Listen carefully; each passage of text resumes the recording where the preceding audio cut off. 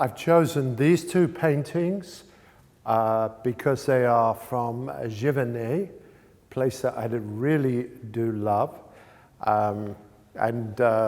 Personally for me they're so important because in my own studio in New York, I made a garden, not with as many roses of course, because I'm not going to pay all those gardeners, but with a pond and an imitation of this bridge. Because this bridge has been so important to me in my life since I started out trying to be an artist. I thought that the collision between structure and nature was so profound.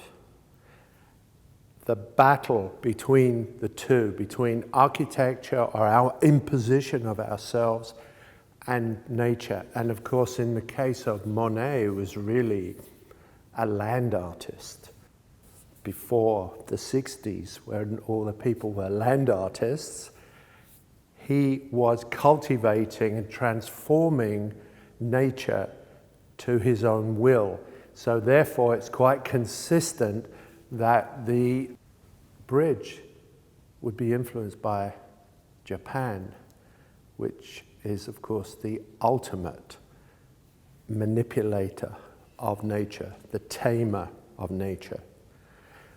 What's so wonderful about Giverny and its rendition in these paintings, one painted in, I think, 1899, and this one painted in 1900, the pond and the Japanese bridge, is the transformation of surface, which is something that as an artist I'm totally dedicated to.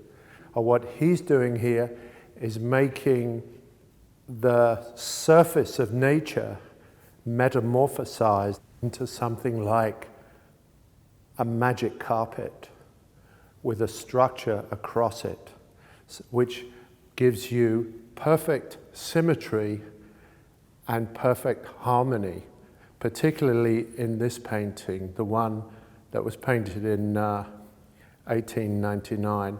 The beautiful reflection on the water and the materiality of the water. It's as if the water is turned into something else that we can't quite name. And you have the reflection and the sense of floating, almost as if it is a carpet. You get the sense that you could step on it, or that it has in fact been stitched together. Around the pond that I made outside my own studio in Tappan, America, by the Hudson River, I also have, of course, weeping willow tree. If you have a pond, you have to have a weeping willow tree. It's not possible one without the other.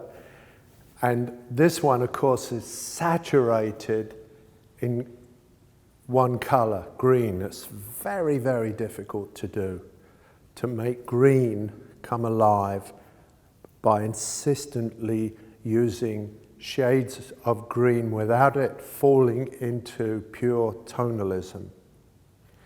This one, which was painted the following year, is of course scruffier. And you can see, even within a year, a change of style, because Monet was moving towards something that has been acknowledged as a precursor to abstract expressionism, where the relationship to the subject becomes distended, and the artist is moving into pure psychological painting. And this is beginning to look quite radical. Beautiful sense of color, dark color, somber color, but again, this wonderful ability to make a surface that looks as if it's glass or water with something floating on it. It's miraculous in the extreme. One other thing I would like to say about these paintings is that since now the issue of nature has become so urgent for us. The love of nature, our adoration of the natural world has to be promoted. And these paintings made by Monet, which are the adoration of that subject, are so contemporary in relation to our concerns, because here you have the battle between structure and the love and allowance of the possibilities of nature.